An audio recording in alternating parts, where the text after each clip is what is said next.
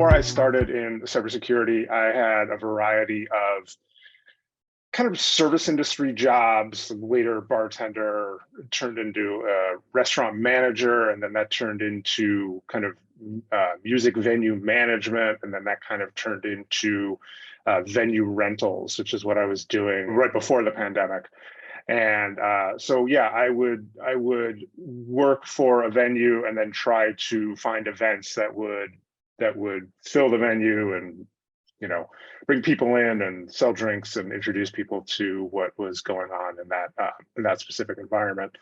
So that was what I was doing, and then the pandemic hit, and then that stopped. And I'd always sort of thought about cybersecurity as it was something that I was sort of vaguely interested in. It kind of started with the hacking collective Anonymous, like when they sort of first came on the scene around 2010. I was sort of new. I was on Twitter at that point and was sort of new to Twitter and just kind of figuring out how this was all working. And there was this group of people that were sort of telling corporations that their data was insecure. And corporations were like, all right, yeah, what are we not gonna, whatever, that's fine. What are you gonna do with our data? Nothing. And they're like, oh, okay, we're gonna steal your data and we're gonna put it on the internet so anyone can look at it. And then corporations were like, maybe we shouldn't do that. And so just that kind of thing, happened. And I'm watching it. I'm just like, yeah, you guys have my credit card number. You have my email address. You have all this information about me. And it's all just sitting in a database somewhere. So like that was kind of where it started. I just like as an idea for me to be like, this is something I should pay attention to. And then during the pandemic, like everyone, I needed to well, not like everyone, but like lots of people, I was presented with an opportunity to move my career in a different direction. And I did, a bunch of research and, like with lots of people, my first instinct was like, oh, go into coding. And so I looked into coding, I looked into coding boot camps. I did a few workshops and I was like, this is okay, this is interesting. And then I discovered like, oh, there are cybersecurity boot camps. And so I started researching those. And kept coming across Evolve as a sort of #1 cybersecurity boot camp, and this was back in 2020, and it's it's only gotten better, and as an organization and as their reputation has improved. Just doing the research and finding Evolve, and then signing up and taking the class, and just really just enjoying the camaraderie. I mean, even the Zoom camaraderie. It was just all great, and just learning, just learning something completely different and completely outside of my normal sort of, operations was really kind of invigorating. The day-to-day of being a cybersecurity threat intelligence analyst is, it's on my end, as a relatively junior analyst, it's a lot of research. It's a lot of digging, a lot of going through, the MITRE attack framework and Threat Connect, and there's all these different tools. Whatever the assignment is from the the corporation that has hired us, because we're a subcontractor.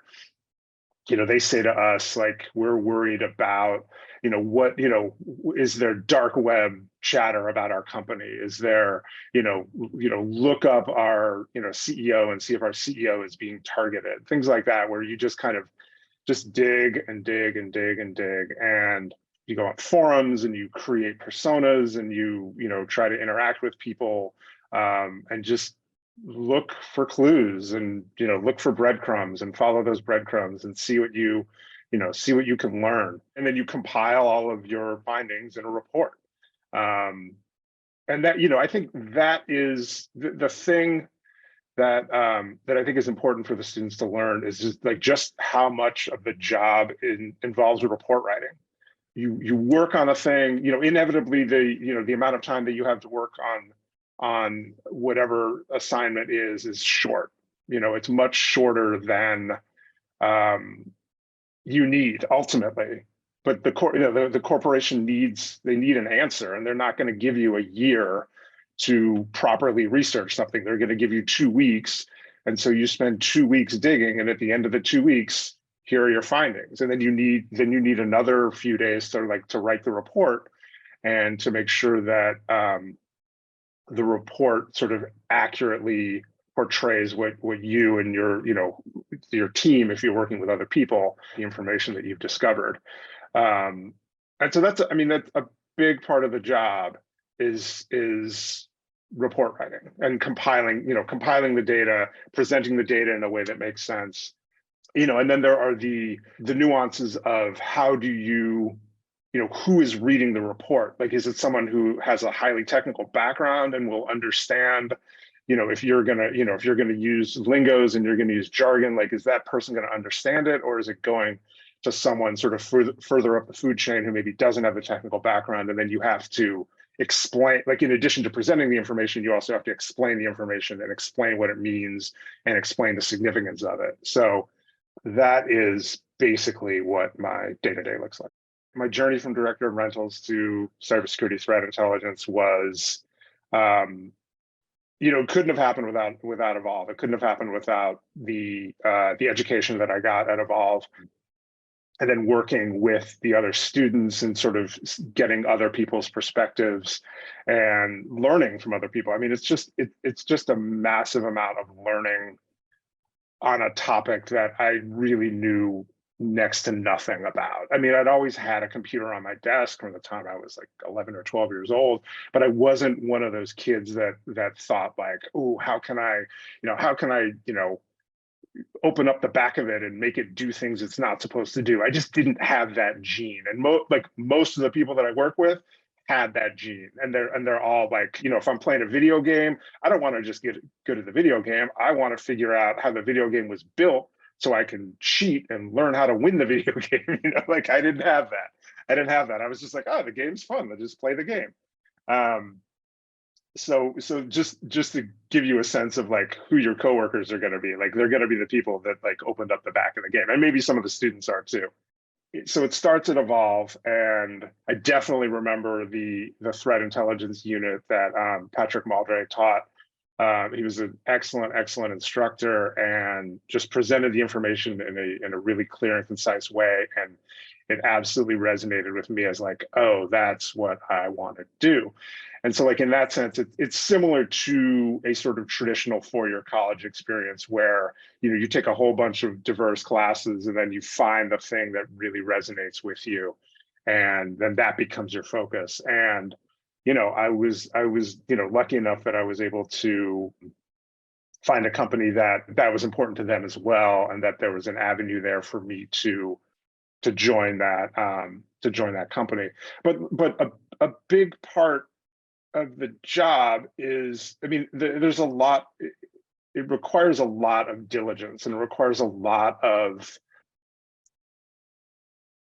sometimes the work isn't that intellectually stimulating. Like, there's just no other way to put it. Like, sometimes you're just, scrolling through log files, looking for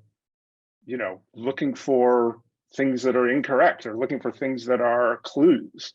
And it can be tedious. Like, there's no question. Like, there's definitely parts of the job that are, that are tedious. You are working in the service of a larger goal, so you try to keep that in mind, and you find other ways to just sort of try to make it interesting for yourself. But I mean, I just sort of look at it like I am starting a new career, and I'm 2 years into my career. And if I think about sort of what I was doing when I graduated from college and what those first couple of years were like in a new career, it's like, well, it was a lot of tedious work.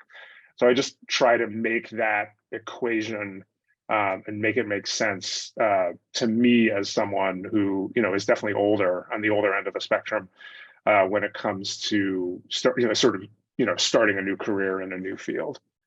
So the advice that I have for those looking to land a role in cybersecurity would be, obviously, start with a boot camp, start with, it's just education.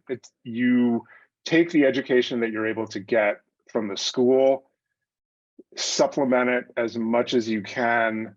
It's like learning a new language, right? Like the best way to learn a new language is to go to the place where that language is being spoken and immerse yourself in that language and in that culture and in that place. And the people that work in the people that I know that work in cybersecurity are unlike the people that work in bars and restaurants, and unlike the people that work in music venues, and unlike the people that work at nonprofits where I've worked in the past. And they have their own culture, and they have their own language, and they have their own way of speaking and their own way of being. And the way that you succeed is you just try to absorb what they're talking about, and you try to learn what they're saying and how they say it and what is important to them. You just have to be flexible, and you have to learn. You just never stop learning. I think that's if there's one thing that I would want to hammer home about cybersecurity, or really anything, is just never stop learning, because I mean that's how you continue to grow, and that's how you continue to evolve and change and adapt. And I mean a big part of my job is I work on I do the cyber threat intelligence stuff, but I also I work on a bunch of different teams, and I just make myself available to whoever needs help within the company, because there's still so much to learn. I mean, even 2 years into my career, no one knows everything. I mean, that's the other thing that you learn, is that the computer itself is so vast, and what you can do with it is so enormous that no one knows it all. And you can only just like narrow your focus to like a few parts of it, and learn as much as you can and get exposed to as much as you can. Find the thing that you like to do and just do that. Make yourself valuable to the company. Be willing to take on the assignments that other people don't want to do.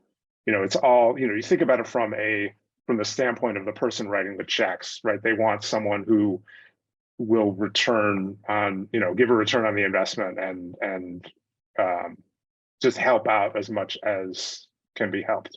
You are able to get a job in cybersecurity without an IT background. An IT background will help. Like anything, the more that you know about how the computer works, the easier it will be for you to learn all of the other stuff that you need to learn in order to get a job in the field. The amount of things that you could study is infinite. So focus on, my advice would be, Security Plus is a great place to start your career. So focus on the things that you would need to learn to pass Security Plus. IT is a great field also, in terms of like it's very stable, and if if that's something you're interested in, by all means learn it, and you will almost certainly get a job in it. But if you want to do cybersecurity, I would say learn Security Plus. Andrew, thank you very much for taking time to talk to us. Thank you very much. Thank you very much for sharing your journey, and I really appreciate it. And I hope you can come back again and talk to our alums again. So anytime. Thank you very much.